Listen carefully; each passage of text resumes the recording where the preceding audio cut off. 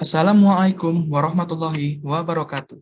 Perkenalkan, nama saya Muhammad Naufal Fajriyadi dari kelas 4 PJJM, jurusan Teknik Sipil, Prodi D4 Perancangan Jalan dan Jembatan, Politeknik Negeri Sriwijaya, Palembang, dengan dosen pengampu Sri Rizky Artini.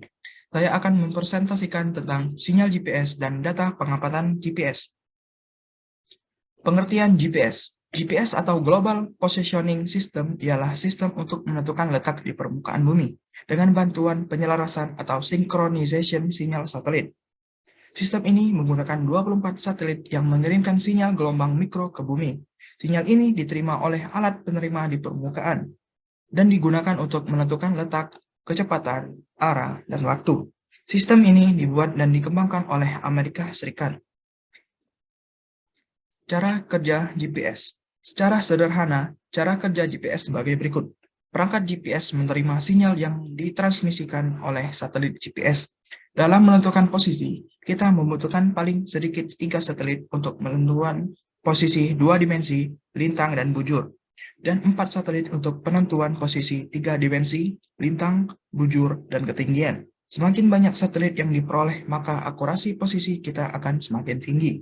Untuk mendapatkan sinyal tersebut, perangkat GPS harus berada di ruangan terbuka. Apabila perangkat GPS kita berada dalam ruangan atau kanopi yang lebat dan daerah kita dikelilingi oleh gedung tinggi, maka sinyal yang diperoleh akan semakin berkurang, sehingga akan sukar untuk menentukan posisi yang tepat atau bahkan tidak dapat menentukan posisi. Penginformasian jarak Pseudo Range atau kode. Ada 2 kode Pseudo Random Noise atau PRN yang digunakan sebagai penginformasian jarak, yaitu kode P adalah Precise atau Private, dan kode CA adalah Coarse Acquisition atau Clear Access. Kode-kode ini merupakan suatu rangkaian kombinasi bilangan-bilangan 0 dan 1. Secara sepintas, kode-kode ini tampak seperti rangkaian kombinasi 0 dan 1 yang acak, sehingga dinamakan pseudo-random. Contoh struktur kode pada sinyal GPS dapat dilihat pada gambar berikut. Selanjutnya, gelombang pembawa atau fase. Ada 2 gelombang yang digunakan L1 dan L2. Dalam hal ini, gelombang L1 membawa kode P dan CA beserta pesan navigasi. Sedangkan gelombang L2 membawa kode P dan pesan navigasi. Agar gelombang pembawa dapat membawa data kode dan pesan navigasi, maka data tersebut harus ditumpangkan ke gelombang pembawa. Dengan kata lain, gelombang pembawa dimodulasi oleh kode dan pesan navigasi. Dalam memodulasi suatu gelombang, ada beberapa parameter yang dapat diubah dalam proses modulasi, yaitu frekuensi atau modulasi frekuensi, amplitudo modulasi atau amplitudo, dan fase atau modulasi fase. Dalam kaitannya dengan sinyal GPS, modulasi yang digunakan adalah modulasi fase, seperti yang ditunjukkan pada gambar berikut. Perjalanan sinyal GPS. Sinyal akan melalui medium atmosfer. Saat melalui medium ionosfer dan transport, yaitu akan mengalami refraksi dan sintilasi, serta pelemahan. Di samping itu, sinyal GPS juga dapat dipantulkan oleh benda-benda di sekitar pengamat atau multipad, sehingga dalam propagasinya sinyal akan terbias dan terjadi kesalahan. Berbagai kesalahan dan bias yang terjadi dalam perjalanan sinyal untuk sampai ke receiver akan mempengaruhi terhadap hasil pengukuran jarak, pada akhirnya akan mempengaruhi ketelitian posisi. 12 sinyal GNS atau GPS yang dipancarkan oleh satelit ke permukaan bumi dengan bentuk berkas sinyal atau sinyal beam. Sinyal yang digunakan untuk penentuan posisi dan parameter lainnya berada dalam ruangan pancaran utama serta berada di ruangan bayangan bumi. GPS tidak mencakup pada permukaan bumi, melainkan juga ruangan di atas permukaan bumi, sehingga GNSS atau GPS dapat dimanfaatkan juga untuk kepentingan kedirgantaraan. Cangkupan pancaran sinyal GPS. Sinyal GPS dipancarkan oleh antena satelit ke arah bumi dalam bentuk berkas sinyal atau sinyal beam, seperti gambar berikut. Cangkupan pancaran sinyal GPS tidak hanya mencakup permukaan bumi saja, tetapi juga ruangan di atas permukaan bumi atau sampai ketinggian tertentu, sehingga GPS dapat dimanfaatkan juga untuk aplikasi-aplikasi kedirgantaraan. Dari gambar di atas, terlihat sinyal L2 mempunyai ruang cangkupan yang lebih luas dibandingkan sinyal L1. Proses pengurangan atau differencing data GPS. Pengurangan atau differencing antar data pengamatan GPS dapat dilakukan dengan beberapa metode.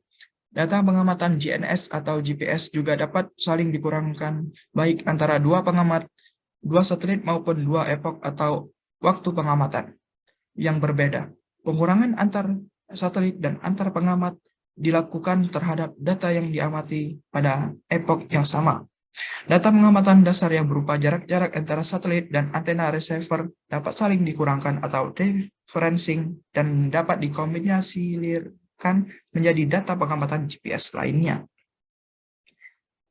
Berdasarkan pada banyaknya pengurangan yang dilakukan di kanal data pengamatan, yang pertama ada data pengamatan one way atau OW. Yang kedua ada data single difference atau SD. Yang ketiga ada data double difference atau DD. Dan keempat ada data triple difference atau TD. Gambar berikut adalah gambar difference data GNSS. Selanjutnya pengamatan OW atau one way. OW adalah data pengamatan dari satu pengamat ke satu satelit pada satu frekuensi atau phase range atau jarak fase. Konsekuensi dari differencing adalah yang pertama adalah mengeliminasi atau mereduksi sebagai kesalahan dan bias sinyal sehingga dapat menjadi lebih teliti. Yang kedua adalah mengurangi kuantitas data pengamat sehingga beban pengolah data terkurangi. Yang ketiga adalah membuat hasil pengamatan berkorelasi secara matematis yang dapat dilihat pada matriks Markov pengamat untuk hitung perataan. Yang keempat adalah meningkatkan level noise pada data pengamatan. Selanjutnya, data pengamatan single difference atau SD. Data pengamat single difference adalah selisih antara dua data pengamatan one way. Jadi, dalam hal ini, dua data OW ditransform menjadi data SD. Berdasarkan pada cara pengurangan data pengamatan OW dikenal tiga jenis data SD, yaitu yang pertama antar pengamatan SD, yang kedua antar satelit, yang ketiga antar epoch. Selanjutnya data pengamatan double difference atau DD. Karakteristik dari differencing untuk membentuk data pengamatan satelit DD, mengeliminasi kesalahan jam receiver dan satelit. Yang kedua adalah mereduksi kesalahan orbit dan bias ion first atau untuk baseline relatif pendek. Yang ketiga adalah jika kondisi meteorologis kedua satelit relatif sama, maka efek bias transfer juga akan tereduksi. Yang keempat adalah ambiguitas fase masih harus dieliminasi. Yang kelima adalah level noise meningkat 2 kali. Yang keenam adalah merupakan data yang umum digunakan dalam survei GPS. Selanjutnya, data pengamatan triple difference atau TD. Karakteristik differencing untuk membentuk data satelit pengamatan epoch atau TD.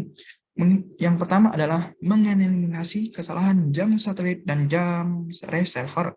Yang kedua, mengeliminasi ambiguitas fase asal tidak ada cycle shift antar kedua epoch.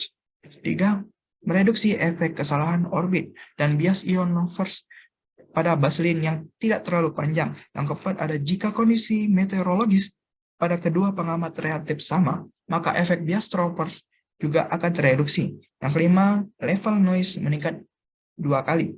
Yang keenam, biasanya digunakan untuk mengedit cycle secara otomatis. Yang ketujuh adalah biasa digunakan untuk penentuan pendekatan vektor baseline dalam proses pengentimasian posisi. Baiklah, itu saja saya akan menyampaikan. Semoga apa yang saya sampaikan bermanfaat untuk kita semua. Saya akhiri, wassalamualaikum warahmatullahi wabarakatuh.